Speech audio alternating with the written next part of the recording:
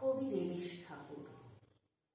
তোমায় আমি অভিশাপ দিচ্ছি রামচন্দ্র, অভিশাপ দিচ্ছি সমগ্র অনার্য জাতির পক্ষে।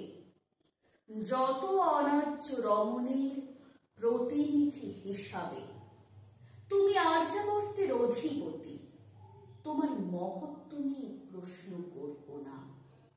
পিতৃসত্য পালনের জন্য তুমি অনায়াসে সিংহাসন ত্যাগ করে বেছে নিয়েছ বনবাসের বিপন্ন জীবন। তুমি অযোধ্যা অধিপতি, ব্রাহ্মণ্যবাদের শেখর, বেদ বিধির অনিবার্য প্রবক্তা স্বরূপ। বনবাসের জন্য তোমার বিস্তীর্ণ আর্যাবর্তে সামান্য অরণ্য কি ছিল না?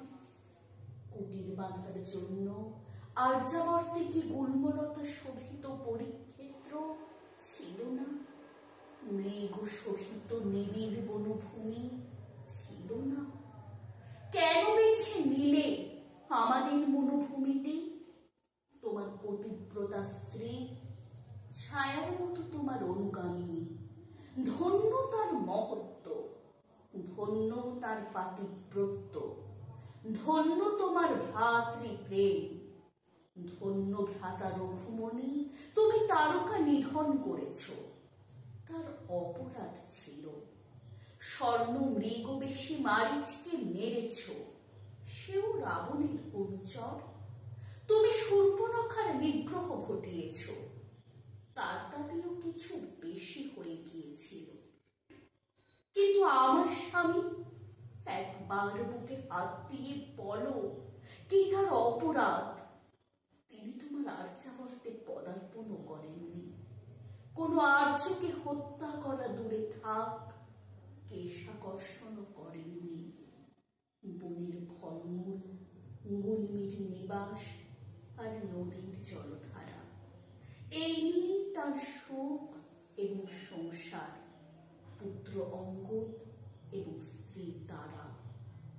হয়তো তোমার আর্য স্ত্রীর মতো বৈভবশালিনী নয়, তোমাকে কখনো চাক্ষুষও করেননি তিনি।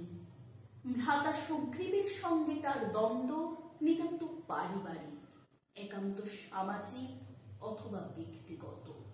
শুধু সুগ্রীবকে খুশি করতে, তার বন্ধুত্ব পেতে তুমি হত্যা করলে বালিকে, অপহৃতা স্ত্রীকে ফেরত পেতে আর এক রমণীকে উপহার দিলে বৈধব্য। দূর থেকে কপট যুদ্ধে অঙ্গদকে বিযুক্ত করলে পিতৃ স্নেহ থেকে। কি অপরাধ বালির, তারার, অঙ্গদের?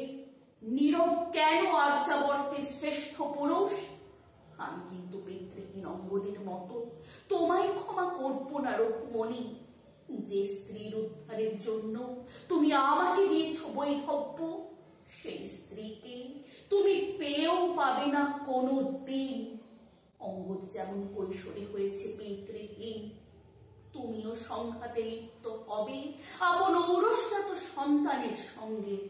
সন্তান সুখ থেকে বঞ্চিত হবে, পত্নী থেকেও পত্নীহীন, সন্তান থেকেও সন্তানহীন হয়ে দাও দাও করে জ্বলবে তোমার বুকে বালির অন্তিম চিতা।